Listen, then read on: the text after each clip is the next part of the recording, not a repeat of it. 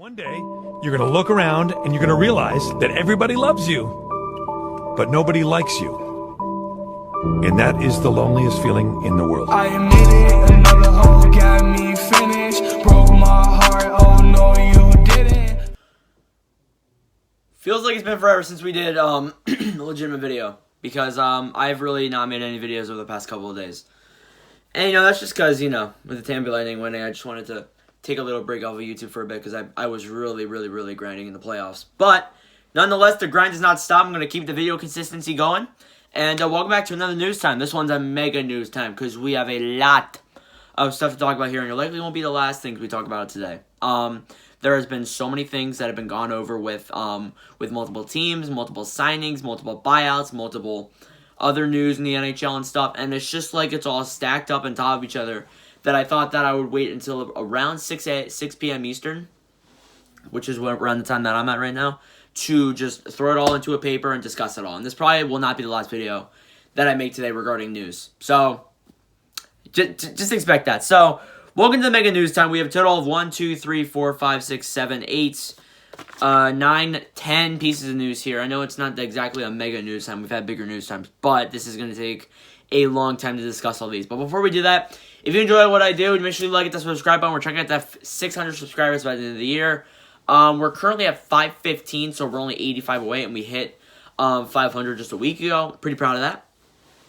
So the view counts are really high right now, and well, it's looking like it's great. We're getting nearly 40 views a video, which is like something I never thought would be possible at the start of me doing YouTube. So, anyways, let's get into it. So, Robin Lehner has signed a 5-year deal to start off with this. $25 million. It's a 5-year deal with the Vegas Golden Knights. Now, this was expected. They announced it during the Western Conference Finals, I think, or maybe the second round. I'm not entirely sure, but they announced it around those times, and it's a great signing. It helps. Lehner, with him he's always wanted a long-term signing, which is great for him, and he always wanted that big money, which who doesn't want that big money? And, Vegas, Fleury's going to be gone soon, so they need that legitimate, or Fleury's going to start degrading soon, so they need that legitimate good goaltender. You know what? This has been long deserved for a long time. I think the Islanders made a dumb mistake for not re-signing him long term. The Blackhawks made a mistake for not signing him long term. And, now with this, I think Vegas has made the right decision with this. I think that this is a great decision for Vegas. What does it mean for Marc-Andre Fleury? The thing is, for Marc-Andre Fleury, it could mean he's on his way out. It honestly could, but I think he'll stay with Vegas. If he leaves, I'll be significantly shocked because I highly doubt that he will leave, because it would be stupid for them to leave. As I said, great goaltending tandem. I know Fleury wants to be a starter, but that's a great goaltending tandem. So I think in Vegas should just keep that team. But the thing is, with Robin Lehner, it's a great signing, but it might not mean good for Fleury. Tristan Jarry, this thing doesn't mean good for Matt Murray. Tristan Jarry has signed a 3-year deal worth $10.5 million with the Pittsburgh Penguins. This is a great signing. I've said it many times before, Tristan Jarry has really surprised me this season multiple times on end, and I think that this will help Pittsburgh very good. And the thing is, with Murray leaving, with Murray likely on his way out, there has been so many talks about a Fleury Pence reunion. You could see a Fleury Murray trade. That would actually kind of work out for both teams, because you get a solid goaltender in return. I still think Murray didn't play that bad this season. I mean, yes, he had bad stretches. He didn't have exactly the season he wanted, but he still played good, undeniably. So the thing is, with Tristan Jarry, it's a great signing, but it also means that Matt Murray is likely on his way out, which could mean a Marc-Andre Fleury a Marc-Andre Fleury Matt Murray trade, which I doubt it would see it. I would see it happening, but it could help. It would help out both teams. This is really just a goaltender signing for the first 4 here. Brian Elliott has signed a 1-year deal. You gotta lock the goaltenders up. Brian Elliott has signed a 1-year deal with the Vegas Golden Knights, with the Philadelphia Flyers, worth $1.5 million. Great signing. In 2018-19, I had a bad opinion on Elliott. I hated Elliott. With how bad Elliott played it, I wanted him off the team. I wanted him off the team like at the end of the year, at the end of 2018. I wanted Elliott off the team. I wanted him traded to the worst team in the league, the Ottawa Senators at the time, and I just wanted him to have the worst time of his life. But he stayed with Philadelphia, and in 2019-20, in that time it was like January, like 2-3 weeks in January where Carter Hart got injured. Elliott came in, and I think he won the majority of his games. And I really saw that veteran presence. I really realized that Elliott's not that bad of a goaltender. He just had a bad team in front of him, and he's a great backup goaltender. I think he should have gotten signed maybe one more year deal. I predicted that, but it's still undoubtedly a great signing. It helps out Philadelphia in their backup role, and as I said, they're likely not going to have to go out for a backup goaltender this time because.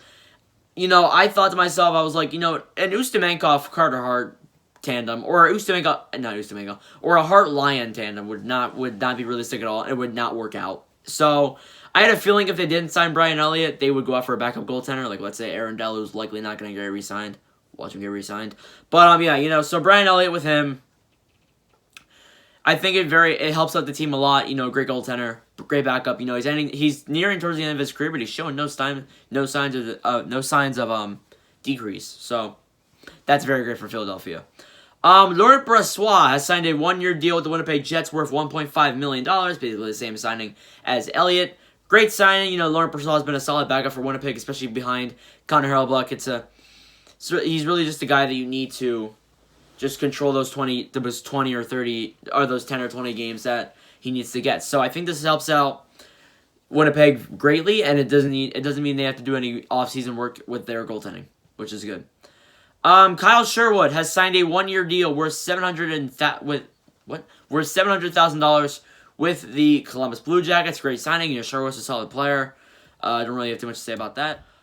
Dennis Mulligan has signed with the Toronto Maple Leafs for 1 year, $700,000. Great signing. Great offensive player with Toronto. Hopefully they can help him out in the future. And the thing is with the Minnesota Wild, they plan to re-sign Carson Soucy. They haven't announced it yet, but they said that it's going to be a 3-year, $8.25 million deal with the team. Great signing. Great RFA player. I think that he will help this team out pretty well. And I think that especially with the offense with Kirill Kaprizov coming in, I think that'll benefit them very goodly. 2 more pieces of news here. Michael Grabner was bought out by the Arizona Coyotes. Big news.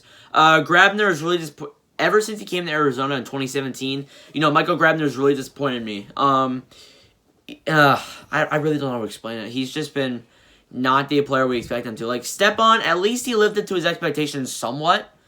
But the thing is with Granlund, he just really hasn't really done much with Arizona, and I think that plays a part in it. I'm just really disappointed in him, and I think that I hope this helps out Arizona. This does make them pay more cap money, so that does kind of affect it a bit. The final piece of news here we have is Brian Little. Yes, Brian Little, the Winnipeg Jets, is unlikely to be playing again. He suffered a concussion in November that just knocked him out of his game. I would not be surprised if you don't see him playing a single game for the rest of his NHL career. And that really sucks for him because, he wanted to play his NHL dream was to, play in the NHL. And he got to succeed that dream, but he just didn't think he'd go out the way he wanted to. And it really stinks. So I wish the best of wishes him to his family. And it's really bad for Winnipeg, too, because Brian Little has a big contract. So and it's for the next 3 to 4 years. So it really helps. It really affects Winnipeg's cap space very badly. So I think that, Winnipeg's just going to have to push the contract or trade it to someone with high cap space. With low cap space. With high cap space. And just go from there. So yeah, if you enjoyed this video, make sure to like it, the subscribe button. I'm sorry for the inconsistency of videos lately. The video's been grinding. School's been crazy. My outside life has been crazy too. So yeah, thanks for the constant support. I'll see you guys next video.